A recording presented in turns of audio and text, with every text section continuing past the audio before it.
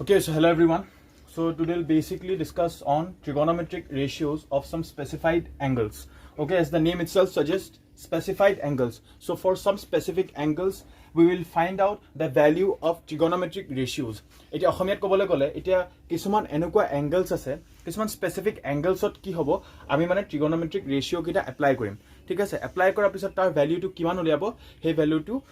আমি নিৰ্ধাৰণ কৰিম we will find out the value of those angles applying trigonometric ratios on so basically kobole gole on application of trigonometric ratios to some specified angles we will try to find out the values okay aru kisuman specific values je ami lom aru he specific values bilak je ami lom he specific value angles bilak ami lom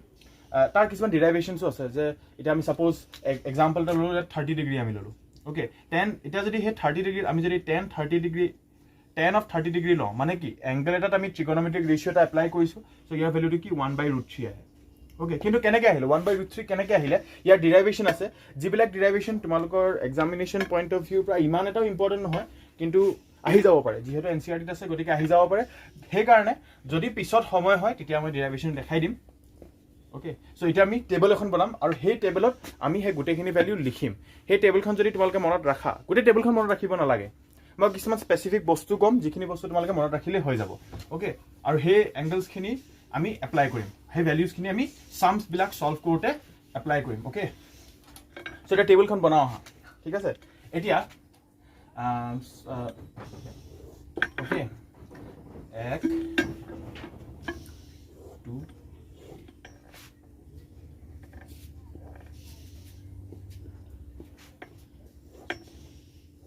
okay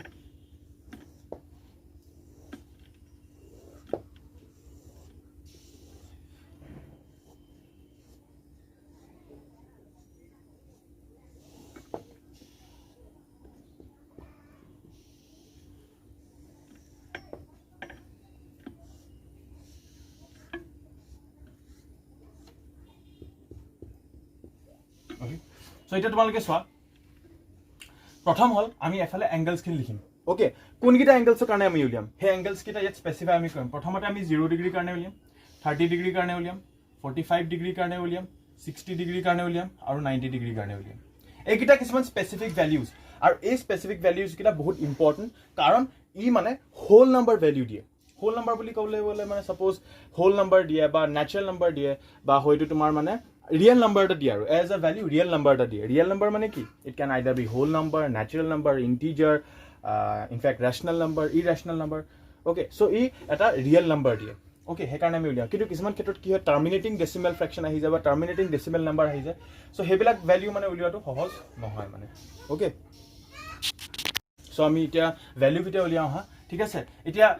angles kita amak দিয়া আছে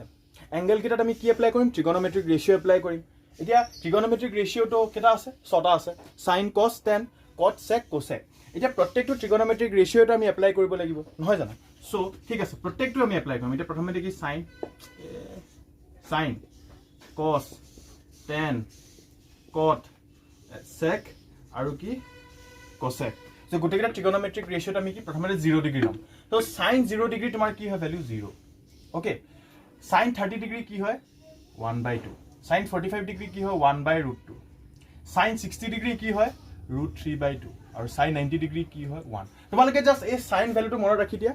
that will be enough তোমালোকে যদি sin ভ্যালুটো মনত ৰাখি দিয়া তোমালোকে গুটেখিনি value উলিয়াই দিব পাৰিবা কি কলো মই you just need to remember the value of what sin 0 sin 30 sin 45 sin 60 sin 90 এতিয়া cosত কি হ'ব cosত তোমালোকে জাস্ট এই অৰ্ডাৰটো ৰিভাৰ্স কৰি দিয়া ঠিক আছে 0 1/2 1/√2 √3/2 1 আছিল তো এফালৰ পৰা আহিব এটা 1 √3/2 1/√2 1/2 0 কেনেকৈ 1 √3/2 1/√2 1/2 and 0 okay so sin you just need to remember the value of which trigonometric ratio only the trigonometric ratio sin okay now when you apply sin 0 degree we get 0 sin 30 degree we get 1/2 sin 45 degree 1/√2 sin 60 degree it is √3/2 and sin 90 degree it is 1 so for specified angles we have some specific values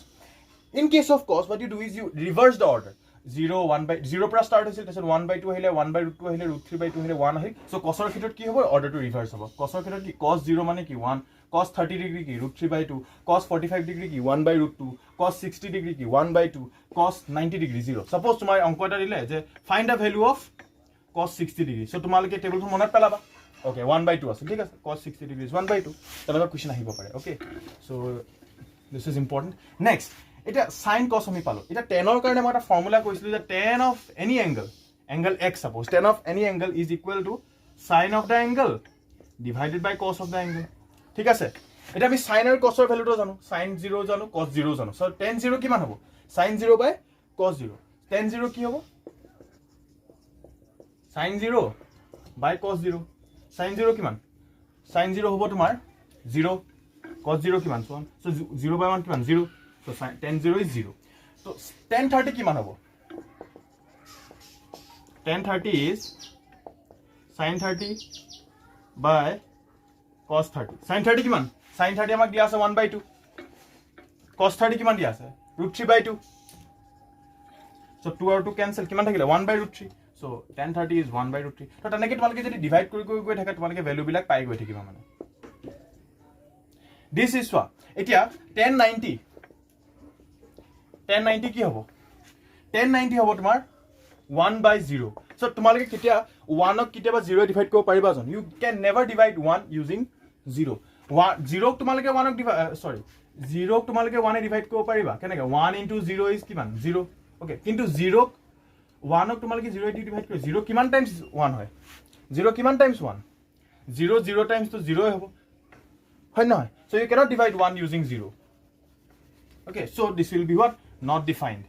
okay this is not defined so tan ৰ ক্ষেত্ৰত যেনেকৈ so sin ৰ ক্ষেত্ৰত এনেকৈ আছিল আৰু cos ৰ ক্ষেত্ৰত আমি কি হে অৰ্ডাৰটো ৰিভাৰ্স কৰি দিলো ঠিক তেনেদৰে cot ৰ ক্ষেত্ৰত কি কৰিবা তোমালোকে অৰ্ডাৰটো ৰিভাৰ্স কৰি দিবা ওকে ৰিভাৰ্স কৰি দিলে হ'ব নহলে তোমালোকে এটা ফৰ্মুলা জানাই কি আছিল ফৰ্মুলাটো cot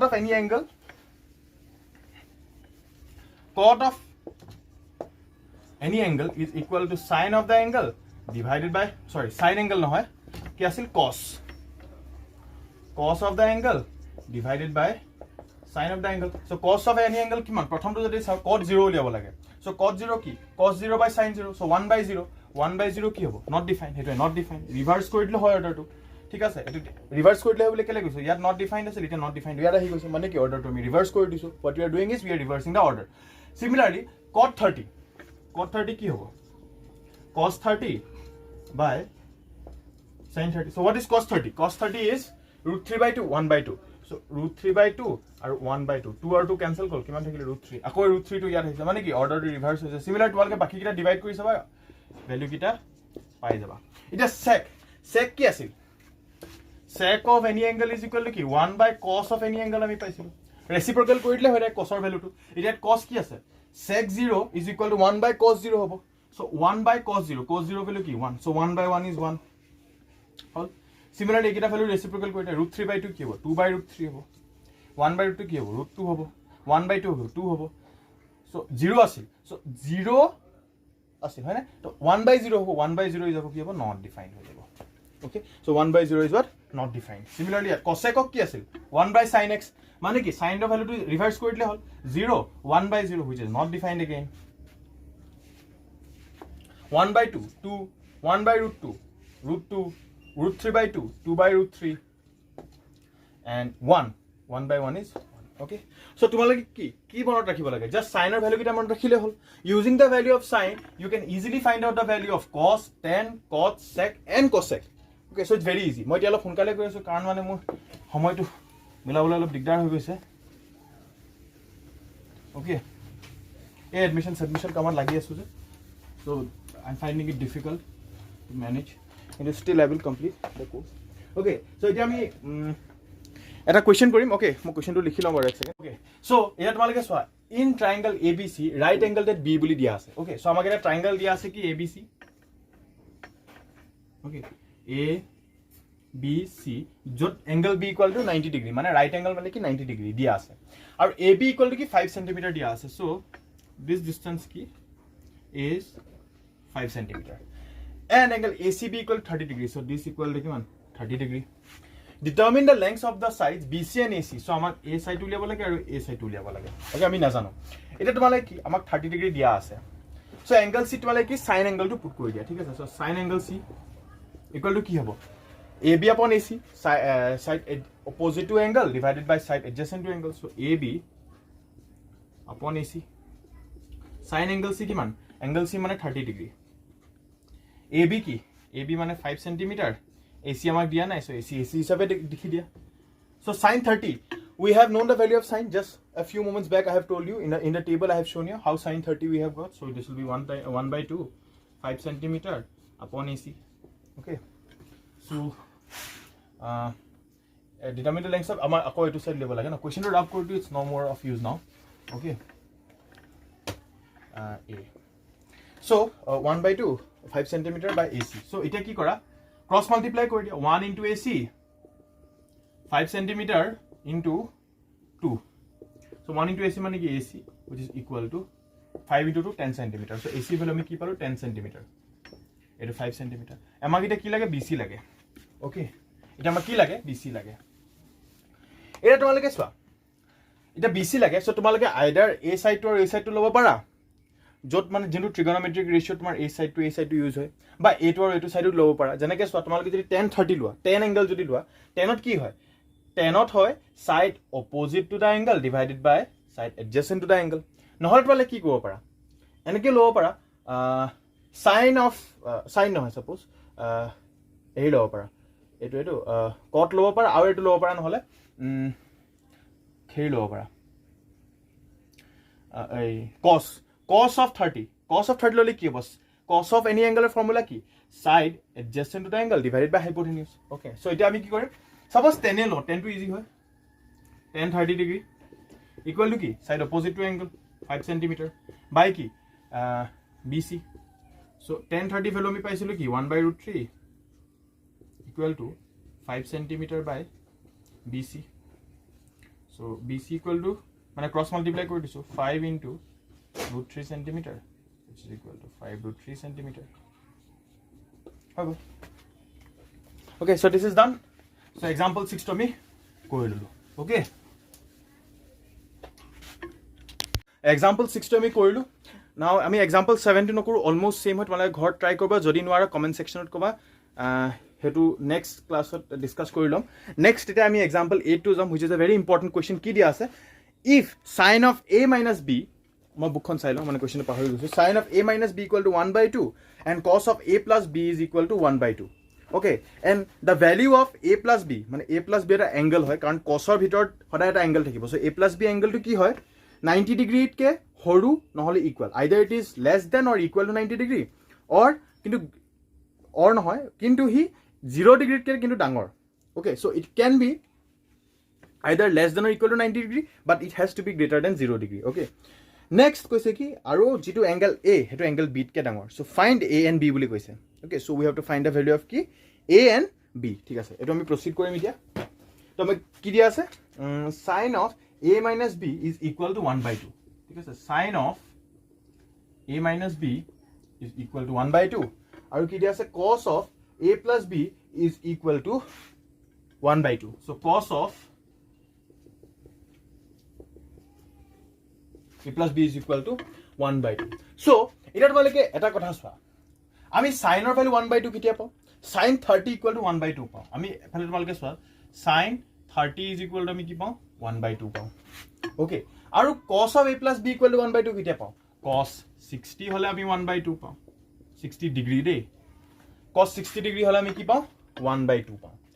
এটা তোমালকে চোৱা এটো যদি তোমালকে ইকুৱেচন 1 লৈ লোৱা এটো তোমালকে ইকুৱেচন 2 লৈ লোৱা এটো তোমালকে ইকুৱেচন 3 লৈ লোৱা এটো তোমালকে ইকুৱেচন 4 লৈ লোৱা সো এটা কাম কৰা তোমালকে 1 আৰু 3 মাজত কম্পেয়াৰ কৰাছোন ঠিক আছে sin সেম 1/2 সেম কিন্তু এংগল কি a - b আছে 30 ডিগ্ৰী আছে হয় সো a - b এংগলটো কিমান হ'ব লাগিব a - b ইকুৱেল টু কিমান হ'ব লাগিব যাতে আমি ভ্যালুটো 1/2 পাও a - b ইকুৱেল টু কি হ'ব লাগিব 30 ডিগ্ৰী হ'ব লাগিব because we know sin 30 is only equal to 1/2 okay so a - b equal to কি 30 similarly a plus b equal to কি হ'ব লাগিব 60 এটা তোমালকে ইকুৱেচন 5 লোৱা এটা তোমালকে ইকুৱেচন 6 লোৱা okay solve both the equations হয় এলিমেন্ট হেৰি মেথড লব পাৰা সাবস্টিটিউশন কৰিব পাৰা ওকে বা এলিমিনেশ্যন কৰিব পাৰা মই সাবস্টিটিউশন কৰিছো ওকে 5 এনেকৈ লিখিবা so a equal to b to f লৈ যা 30 plus b this is equation 5 okay এতিয়া 6 তুমি কি কৰা a ঠাইত 30 প্লাস b পুট কৰি দিয়া so 30 plus b equal to 60 okay so twice b plus b twice b 30 to f লৈ যা 30 হল so b equal to কিমান হ'ব 15 degree so b equal to যদি 15 degree হয় b value to put কৰি দিয়া 30 plus 15 কি হ'ব 45 degree okay so a equal to 45 b equal to 15 আমাক তো এটো কথাই কৈছিল সকে yes আৰু তোমাক কৈছে কি a should be greater than b that's why a 45 b 15 definitely it is greater than b হৈ গল so this is solved example it is done so এটা আমি এক্সারসাইজ 8.2 লে আগবহিম 8.2 পৰা মই তোমালোকক এটা কৰাই দিছো একেখিনি বস্তু জাস্ট তোমালোকে যদি ভ্যালু খিনি মনত ৰাখিব পাৰা যে sin 30 কিমান sin 60 কিমান sin 45 কিমান sin 90 কিমান sin 0 কিমান তেনেকে cos tan cot sec হে গুটেখিনি যদি ভ্যালু খিনি মনত ৰাখিব পাৰা you can easily solve question number 1 প্ৰত্যেকটো কোৱেশ্চনে সলভ কৰিব পাৰিবা still মই question number 1 আৰু 6 টো কৰাই দিছো okay exercise 8.2 question number 1 6 okay question number 1 আৰু 6 টো কি দিয়া আছে cosec 30 degree plus cosec 60 degree plus cosec 90 degree divided by sec 0 plus sec 30 plus sec 60 degree value উলিয়াব লাগে okay so cosec 30 degree plus cosec 60 degree plus cosec 90 degree divided by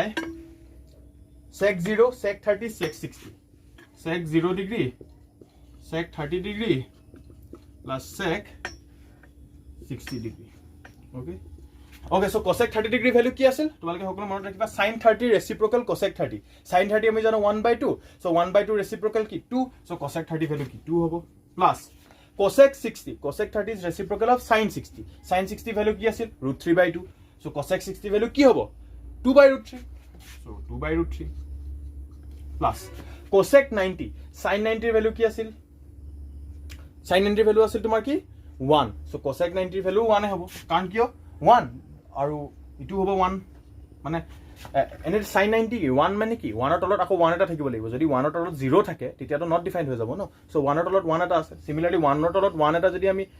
মানে ৰেচিপ্ৰকেল কৰি দিও 1/1 is equal to 1/1 okay so this is 1 divided by sec 0 is reciprocal of cos 0 sec 0 is reciprocal of cos 0 value was what cos 0 value was 1 so sec 0 value will also be 1 sec 30 is reciprocal of cos 30 value কি আছিল √3/2 so sec 30 value হ'ব তোমাৰ কি 2/3 plus sec 60 value কি আছিল sec 60 হল তোমাৰ reciprocal of কি cos 60 value কি 1/2 sec 60 value 2 হ'ব so তোমালোকে এটা অবজাৰ্ভ কৰাছো ওপৰটো গুটে কিটা সেম টাৰ্ম তলটো গুটে কিটা সেম টাৰ্ম so আমি সেম টাৰ্ম ক্যান্সেল কৰি দিব পাৰো ইকুৱেল টু আনসাৰটো 1 এ হ'ব কিন্তু কিছুমানে কনফিউজ হৈ যাব পাৰাৰ কাৰণে মই এটা সলভ কৰি দিছো তো তোমালোকে কি কৰা ওকে এটা মাজৰ লাইনডাল সো ইয়াত √3 আছে না √3 টো এলসিএম লব লাগিব তোমালোকে √3 এলসিএম ললা 2 √3 আহিলে প্লাস 2 to 2 এ থাকিব ইয়াত আৰু ইয়াত কি √3 আহিব ইয়াত তোমালোকে কি কৰা √3 এলসিএম ল √3 আহিল প্লাস 2 আহিল প্লাস 2 √3 আহিল ওকে সো a √3 ক্যান্সেল কৰ ওকে সো তোমালোকে কি চোৱা 2 √3 plus √3 দুটা √3 প্লাস এটা √3 কেটা আহিব তিনটা √3 আহিলে প্লাস 2 তলত কি থাকিলে দুটা √3 প্লাস এটা √3 তিনটা √3 plus 2 same term by divided by same term which is equal to 1 so answer is 1 okay so আজি কাৰণে ইয়াতে থাকক next class ত আকৌ ডিসকাস কৰিম ইয়াৰ পৰা কন্টিনিউ কৰিম okay so thank you so much for attending the class